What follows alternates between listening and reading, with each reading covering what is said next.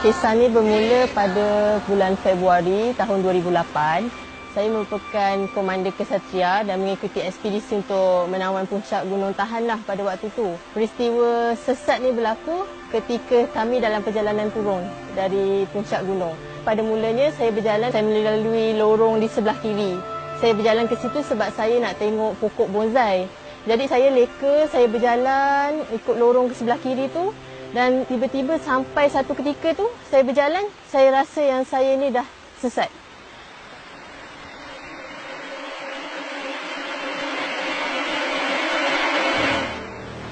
Tapi pada waktu memang sangat panik, saya menjerit minta tolong berkali-kali. Saya sebut nama kawan-kawan yang saya ingat, saya bertakbir, saya azan pada waktu tu. Tapi dalam keadaan yang panik macam tu, saya teringat bunyi air terjun lah daripada jauh. Waktu tu saya rasa saya teringat tips yang kita tahu kalau sesat mesti ikut arah air sungai lah. Jadi kita boleh sampai kepada kamp tempat kita berkhemah. Kita bila dah sebut hilang tu, berarti anak perempuan, anak sulung kan. Jadi kesedihan tu dia dah mula tu, dia dah mula membelenggu hati. Dia dah mula rasa perempuan, satu seorang lagi.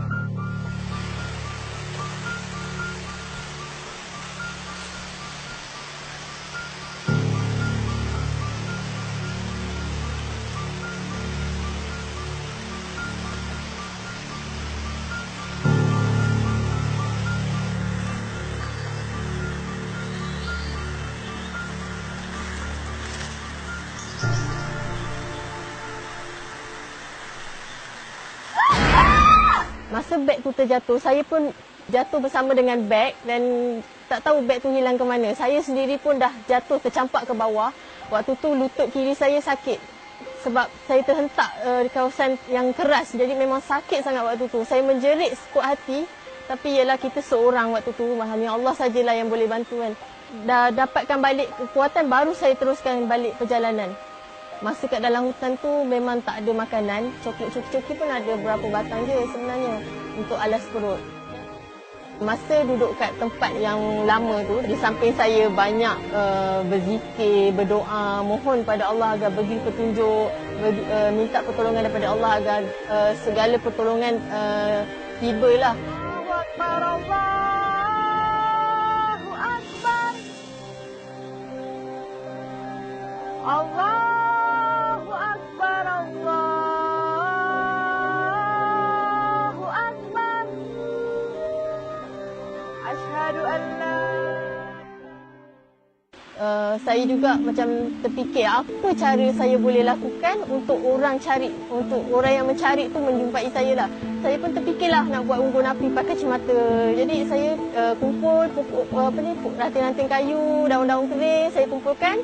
Lepas tu saya letak cemata dekat situ supaya direct dengan matahari supaya ni lah hidupkan unggun api lah. Tapi percubaan saya tu tak membuahkan hasil lah. Itu je lah yang saya mampu lakukan tapi tak berjaya. Lepas 4-5 hari bermalam tu, saya pun fikir kenapa orang masih tak jumpa. Jadi saya rasa mungkin kawasan saya berehat ni, tempat ni mungkin sukar dijejaki lah. Oleh sebab tu, saya pun berazam untuk teruskan perjalanan. Kalau tak silap 3-4 jam lah. Baru berjalan tu, saya terjumpa air terjun. Air terjun tu memang jauh lagi lah daripada kawasan yang landai. Jadi waktu tu saya macam terburu-buru. Saya tak nak lalu kawasan hutan yang jauh. Saya lalu kat tebing-tebing sungai yang dekat dengan air terjun lah. Sebab terburu-buru tu menyebabkan saya tergelincir. Waktu tu memang sangat panik. Sebab waktu saya jatuh tu, masa tu menggelosor macam saya dah terbayang dah saya jatuh atas apa. Saya jatuh atas batu ke, kayu ke, tanah ke. Tapi tiba-tiba jatuh air. Saya macam, air. Macam rasa macam lega sebab bukan jatuh atas benda yang keras. Tapi yang lebih malang sebenarnya air tu sebenarnya air kolam yang dalam. Dan saya pula tak reti berenang. Masa tu memang dah terkapal-kapal, memang dah minta tolong macam dah nyawa-nyawa ikan dah. Macam saya terfikir, saya terbayang orang jumpa mayat saya terapung kat situ dalam keadaan yang macam yalah sebab kita dah keseorangan, dah tak ada siapa cari kita tapi orang jumpa mayat kita terapung kat situ. Saya dah terbayang macam tu, saya dah sempat mengucap lah. Tapi alhamdulillah saya tiba-tiba saya dapat pijak something objek kat dalam dasar sungai tu. Bila saya dapat pijak je kat situ, rupanya ada batu kat dalam kolam tu. Saya pijak, memang ngam-ngam paras leher saya. Dekat situ je saya cuba untuk imbangkan badan. Saya bertenang, terus paut dekat tebing. Saya terus rehat baring sebab saya rasa macam dah lemah sangat waktu tu. Saya rasa macam, ya Allah, kalau lepas ni kalau kau nak cabut nyawa aku reda lah.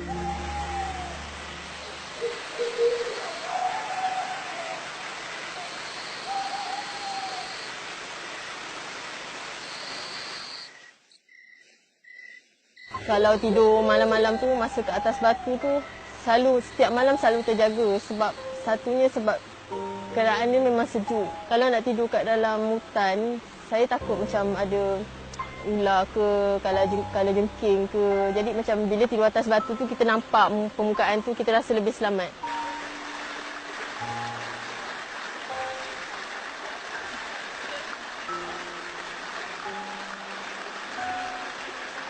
Dah tak ada makanan, memang lebih bergantung kepada air sungai. Memang tak ada makanan, cuma pernah terjumpa pokok cendawan dekat tepi-tepi pokok dan cuba makan. Tapi takut nak telan sebab kita tak tahu cendawan tu beracun ke ataupun cendawan tu mungkin memudaratkan ke. Jadi saya cuma masukkan dalam mulut tapi saya keluarkan semula.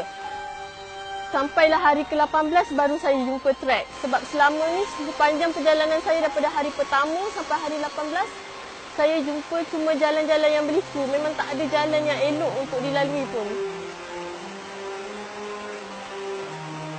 Sampailah keesokan harinya, hari ke-19 tu, saya jumpa lagi macam camp yang luas.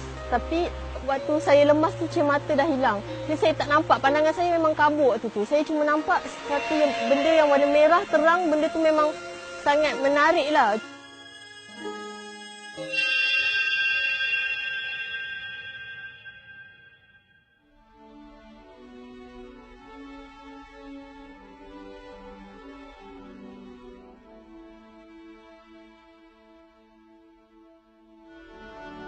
Saya tahu yang dia dah jumpa, saya tak tahu dia hidup mati, saya tak tahu.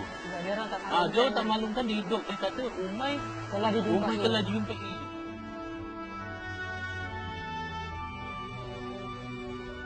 Dia mengajar saya erti kasih sayang keluarga.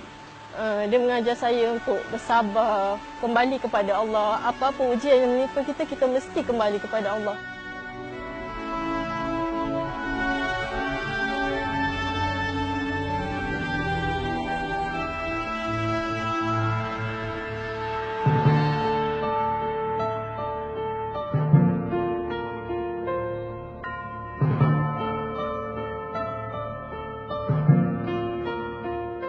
Umay hilang tu seolah-olah macam Allah tu dekat saya.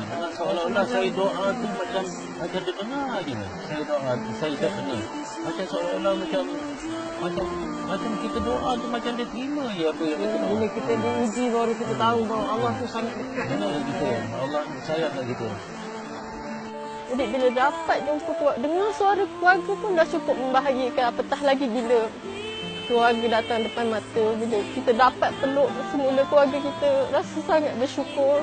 Dan saya rasa macam sangat bahagia dan saya tak akan mensia-siakan keluarga lah. Saya berazam tak akan mensia-siakan keluarga saya selepas peristiwa tu.